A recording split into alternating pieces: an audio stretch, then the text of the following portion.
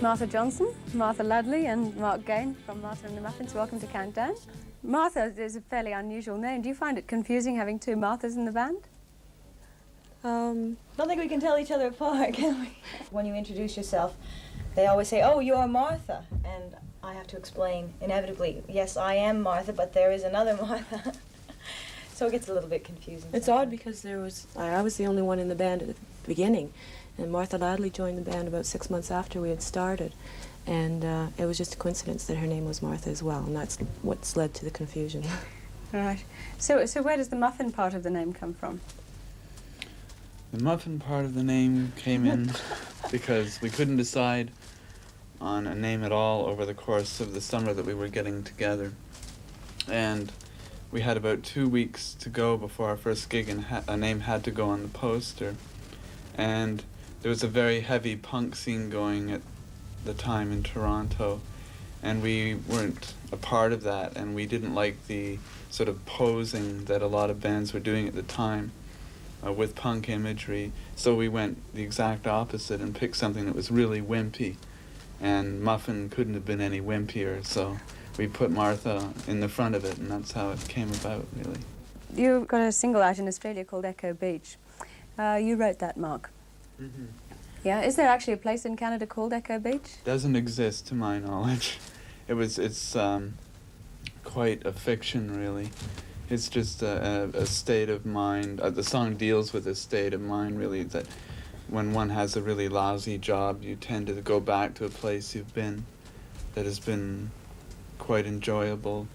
And I think everybody has a place like that in their mind, and that's really what the song deals with. It's funny, though, because they ran a contest in Canada on the radio. People were asked to write in and say if they knew where Echo Beach was. And apparently they came up with about 8 different locations throughout Canada and upper state New York. So there are actually quite a number of Echo Beaches, but you didn't know about that when you wrote the song. No. Between the three of you, you write all the material, don't you? That's right, yeah.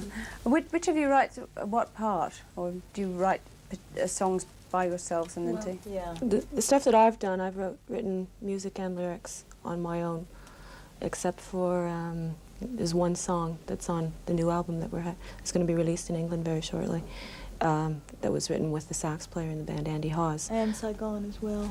Yeah, but that was mostly written by somebody else, and I just added a bit to it. It was mostly someone else's song, but generally I write music and lyrics. Mark and I have collaborated on a number of the songs on the Metro Music album, and in that case, generally music, and I've written the lyrics. And when you write on your own, you write all on your own, don't you? All by myself. What would you call your style of music? I can't really categorize it, and everybody has trouble doing it, and then we've never tried to. It's a bit easy to just put the tag of new wave on it, isn't it? The new wave is sort of a dying phrase, I think, too, though. Yeah. What did somebody call it? You once called it electric music. That's good. That doesn't really describe it at all. We plug in most of our instruments. So. Except our voices. Somebody else once called it intellectual surf music, which I quite like.